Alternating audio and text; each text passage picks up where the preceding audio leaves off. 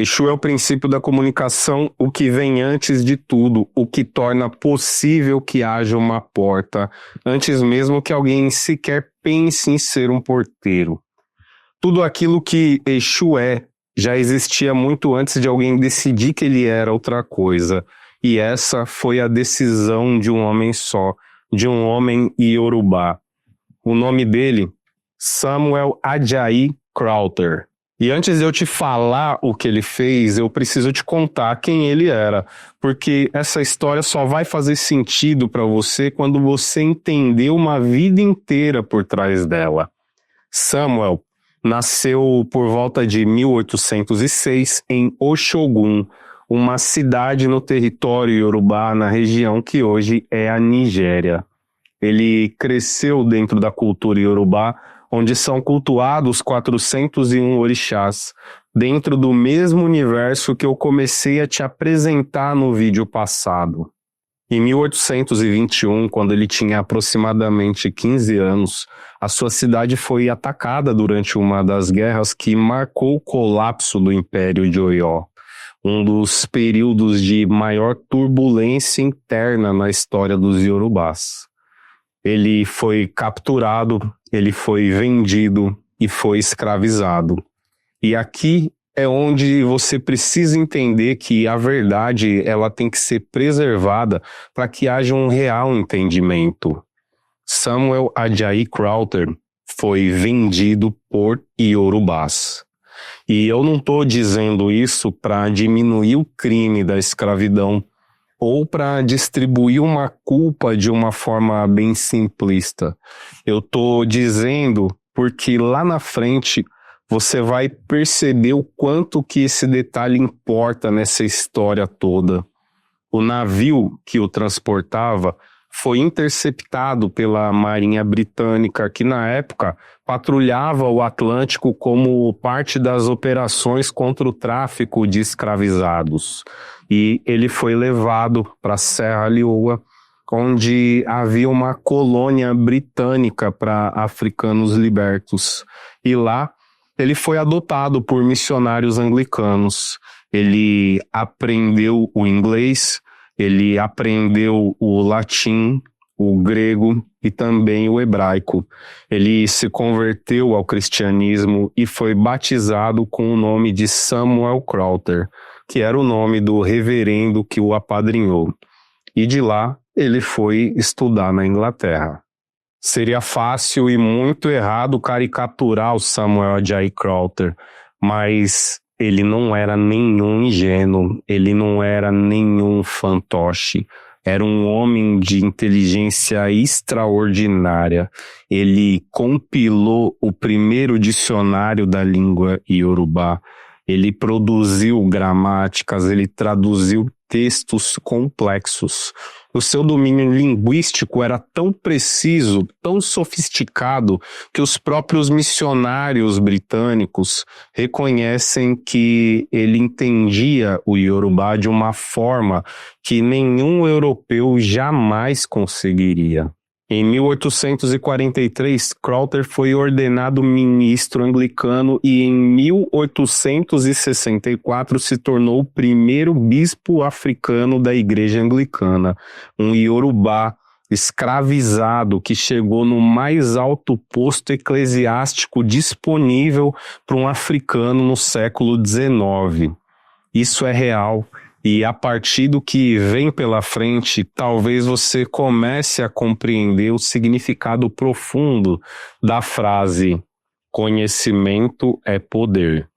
E para começar eu te pergunto, um homem com esse domínio do idioma iorubá, com esse nível de formação teológica, com toda essa trajetória, quando ele se sentou para traduzir a Bíblia para o iorubá, você acha mesmo que ele não sabia exatamente o que ele estava fazendo?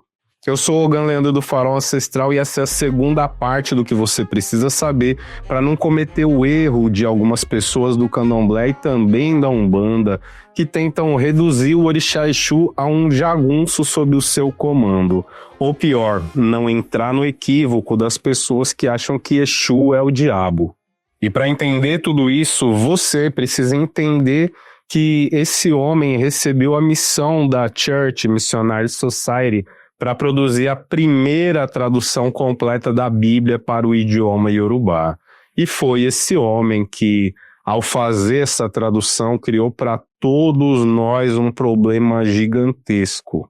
Foi esse homem que se deparou com o conceito de Devil, o diabo adversário, o inimigo de Deus, na narrativa cristã, e percebeu que ele não tinha um equivalente direto no idioma Yorubá. Não tinha porque esse conceito não existe na cosmologia Yorubá e ele sabia disso. Se você não se lembra do que eu disse no vídeo anterior, que para nós não há uma guerra cósmica entre o bem e o mal, não há um antagonista de Deus, porque esse tipo de dualidade não pertence à nossa tradição, então eu vou deixar um card aqui em cima para que você possa assistir ao vídeo e entender melhor a explicação de uma maneira mais aprofundada. Você precisa entender que quando Crowther chegou nas páginas da Bíblia que mencionavam o diabo, ele precisou criar uma correspondência com esse ser sobre-humano. Então, ele escolheu Exu. Ele escolheu, e você vai entender isso agora, 35 vezes, cada ocorrência da palavra Devil na Bíblia que ele traduziu. 35. E todas elas foram traduzidas como Exu. Não foi deslize, não foi falta de opção, não foi uma incompreensão linguística de um homem que mal conhecia sua própria língua. Foi uma escolha deliberada, feita por alguém que sabia exatamente o peso do que ele estava fazendo.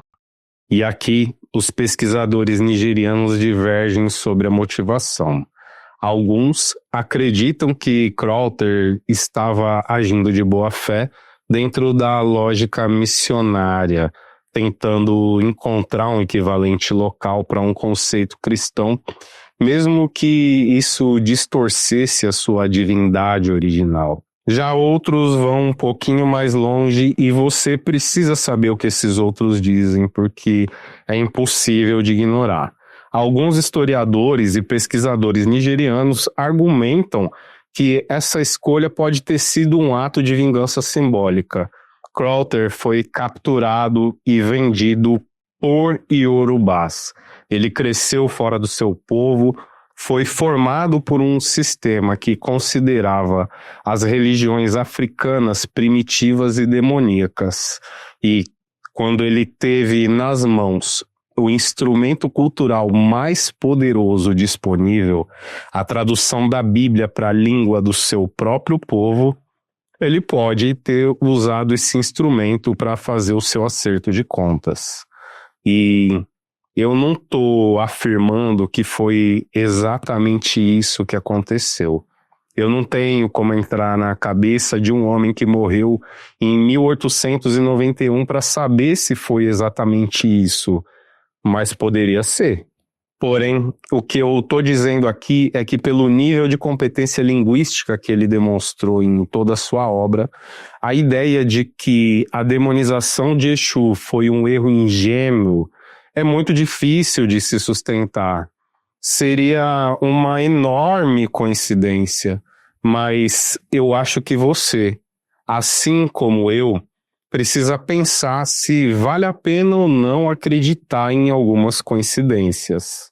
E agora vem a parte que eu acho mais importante de toda essa história, e que responde uma pergunta que talvez você nem tenha percebido que tinha.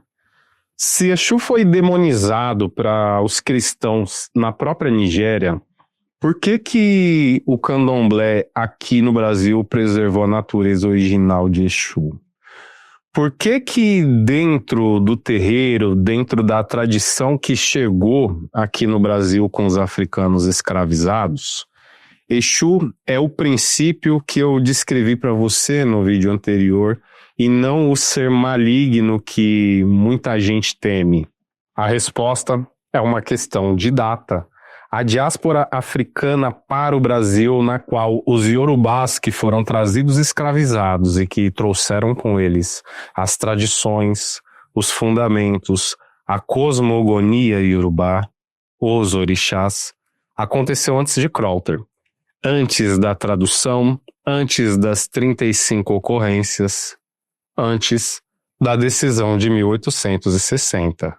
Os iorubás que chegaram no Brasil trouxeram o Exu na síntese de como ele era cultuado por lá. A tradução de Crowther ficou lá na Nigéria, espalhou-se pelo imaginário cristão global, atravessou gerações e criou Exu como o seu vizinho teme, como o pastor condena, aquele que aparece nos comentários de vídeos às 3 horas da manhã, quando você está rolando tela do seu celular.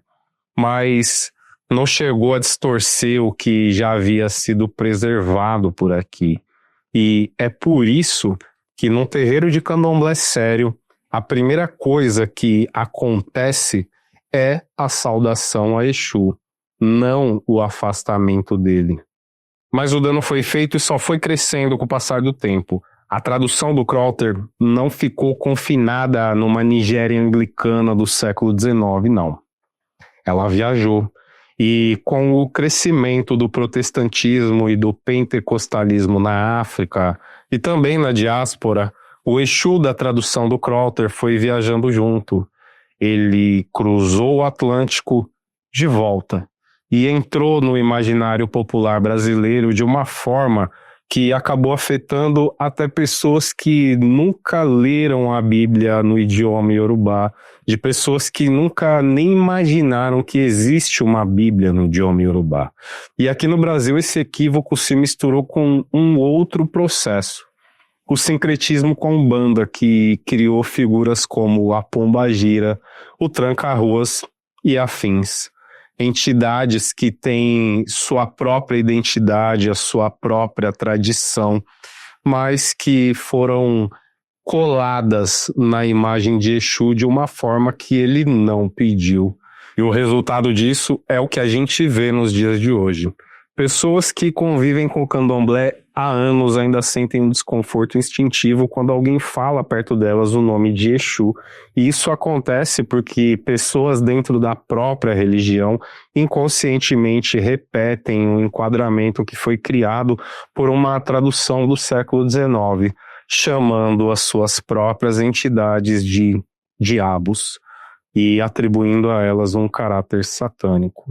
E para ajudar, pessoas completamente alheias ao candomblé usam o nome de Exu como um sinônimo de algo que deve ser combatido, sem jamais ter se perguntado de onde veio esse tipo de associação, que veio de um homem em um ano com uma escolha de palavra.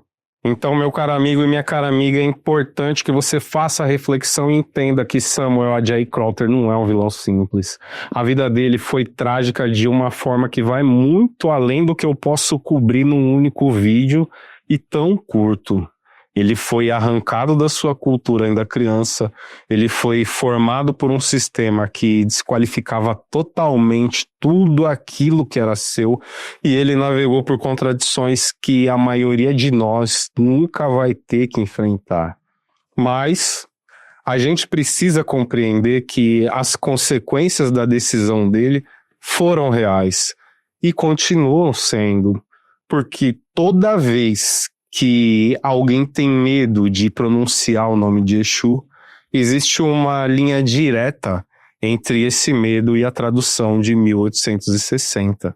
Toda vez que a intolerância religiosa se volta contra um terreiro, parte do combustível que alimenta essa intolerância foi produzido ali.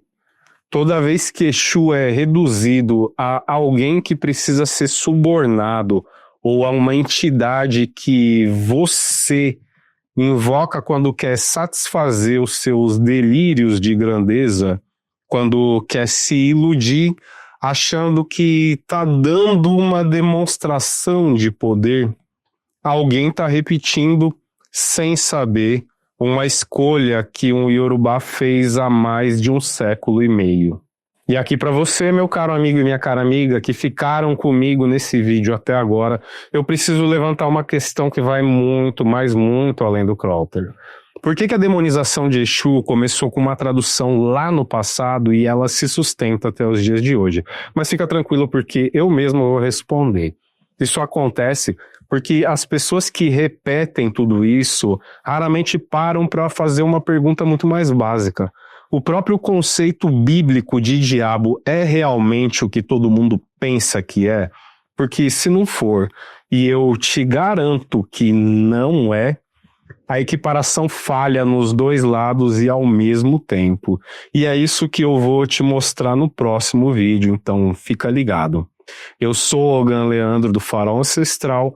Se você já sabia quem foi Samuel Ajayi Crowther, deixa aqui nos comentários. Eu sempre leio todos e eu sempre respondo. Foi um prazer enorme estar aqui com você hoje. Te aguardo no próximo vídeo, na próxima quarta-feira. Axé.